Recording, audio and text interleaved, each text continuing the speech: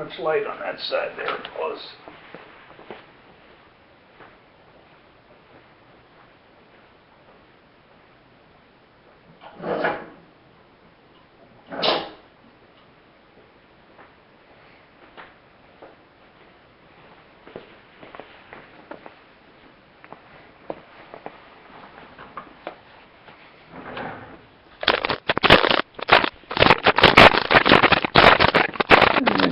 That might be a little bit more balanced.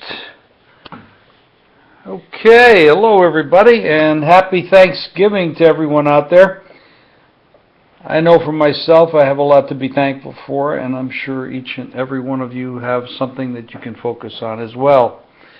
And we have a holiday season ahead of us, family, friends, potentially lots of travel. Be safe.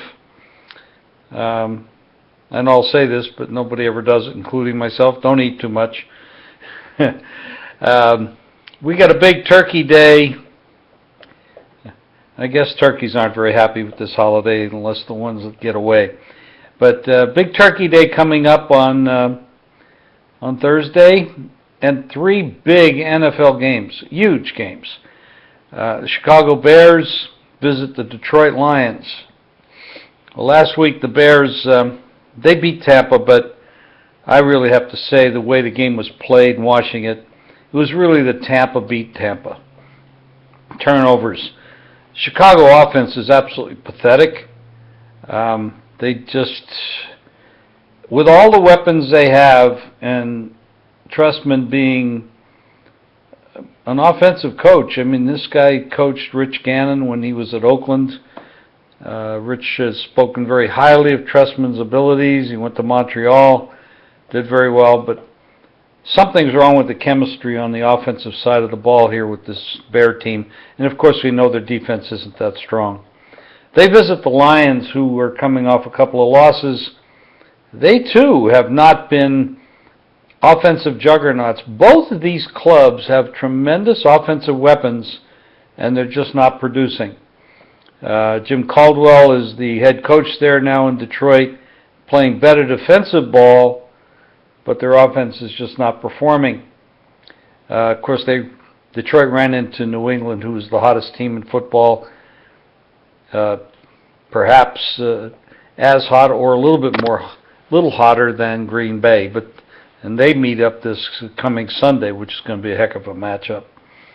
But the Lions opened 7 and 46.5, and the game went immediately up to 47.5, and back down a little bit to 47. It's going to be interesting. Both these clubs look like they should be offensive machines, but they're not performing that way.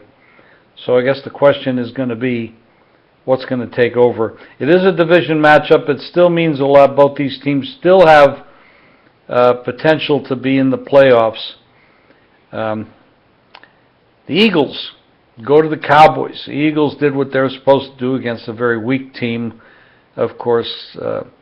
Dallas went to the Giants, got way behind, played kind of sluggish off their bye week. So it's really hard to say if that was the Giants playing well or Eagles playing poorly.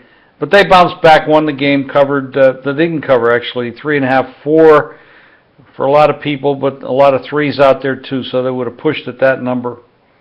Dallas, that's the Dallas side of it. Romo's playing very well. The offensive line for Dallas is playing very well, running the ball. Both these teams are coming into this game at a high note.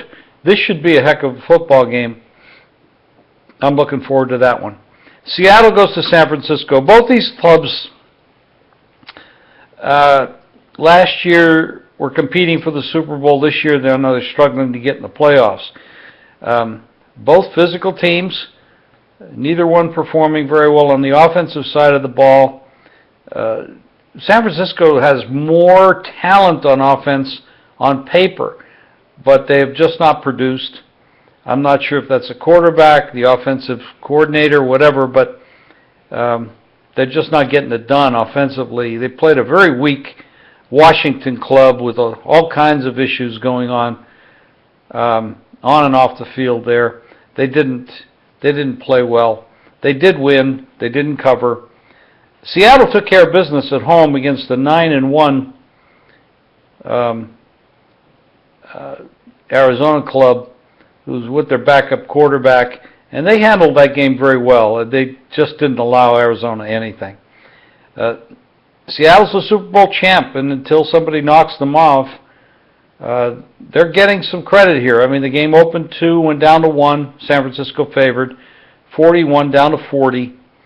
I can't argue with anybody when they say these clubs are not offensive juggernauts, but they can produce turnovers, and a lot of things happen when you're starting to look at numbers around 40 or 40 and a half or even 39 and a half. You're really getting down there, and the NFL is a scoring league, quarterback league.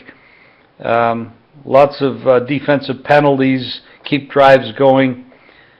These 3 games should be very interesting. I look forward to seeing them, and I'm sure, along with some turkey and mashed potatoes and filling and cranberry sauce and a little booze, wine,